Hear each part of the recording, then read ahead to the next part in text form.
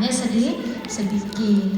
Tapi kalau misalkan ibu berharta, kemudian ibu punya pembantu yang sangat rajin, sangat turut, sangat berbakti sama ibu, atau ibu punya anak angkat dan lain sebagainya, tentu ibu pengen kasih, ya kan? Maka dalam hal ini tidak boleh lebih dari 1/3, begitu ya. Tapi kalau misalkan sedikit, hanya untuk pengurusan jenazahnya aja habis, maka tidak boleh wasiat, ya.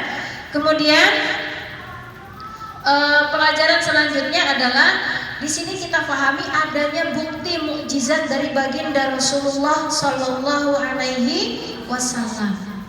Apa bukti mukjizatnya? Tadi yang sudah saya jelaskan, bahwasanya ketika Rasulullah berkata jangan, barangkali nanti kamu akan berumur panjang, itu adalah maknanya Sa'ad bin Abi Waqqas memang nanti umurnya panjang.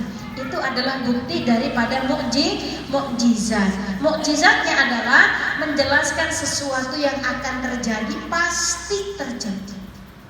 Kata baginda Rasulullah, sayati ala ummati zamanun la yabqal Islam illa ismun wala minal Qur'an illa rasmun. Sayati ala ummati zamanun, akan datang pada suatu saat nanti di tengah-tengah umatku, la yabqal Islam, tidak akan kekal Islam illa ismun, kecuali namanya.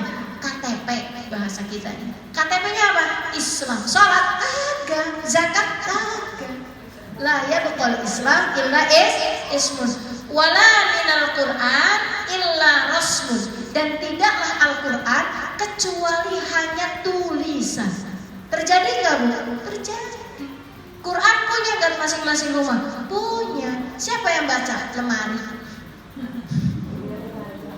Yang baca lemari. Maka jangan sampai kita masuk kepada orang-orang yang kemudian dikatakan oleh baginda Rasulullah Shallallahu Alaihi Wasallam. Kemudian selanjutnya, pelajaran yang selanjutnya adalah setiap orang yang melakukan perbuatan dengan mengharap ridho Allah Subhanahu wa Ta'ala, maka Allah akan tinggikan kedudukan dan derajatnya.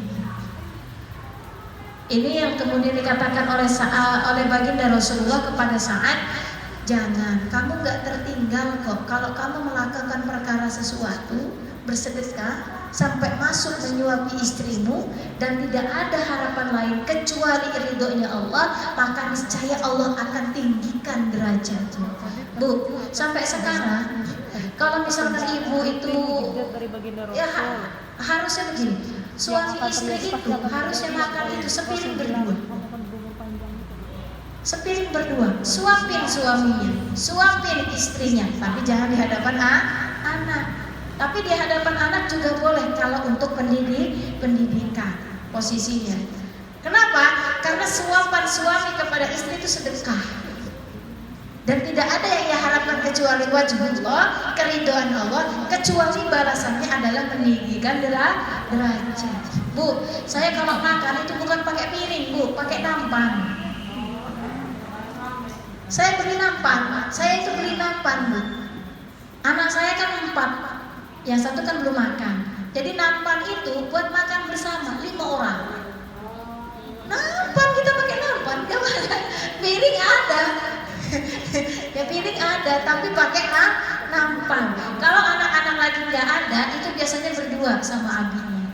Misah itu kalau di kondangan, itu pun kalau di tempat umum. Kalau misalkan kondangannya di tempat yang rumah saudara dan bisa makan di dalam, biasanya saya ambil buat berdua. Begitu caranya. Dan begitu adalah cara yang diajarkan oleh baginda Rasulullah itu kan kalau mau minum habis.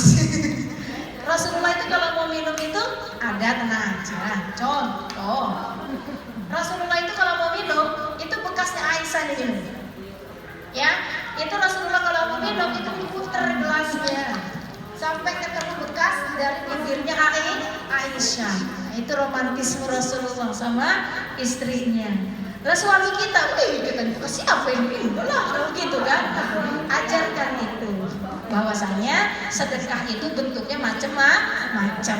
Lanjut. Kemudian yang keberapa ini? Yang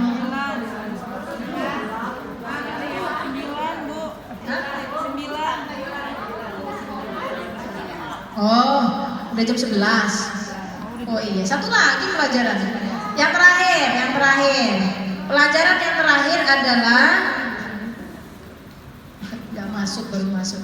Yang terakhir adalah ketika orang berinfak mengharapkan wajah Allah akan mendapatkan pahala sehingga hartanya diinfakkan kepada keluarganya dan istrinya, bahkan harta yang dinafkahkan kepada dirinya sendiri. Maknanya gini Bu, Ibu kalau Ibu pengen ngasih orang tua jangan ngasih begitu saja, niatkan sedekah.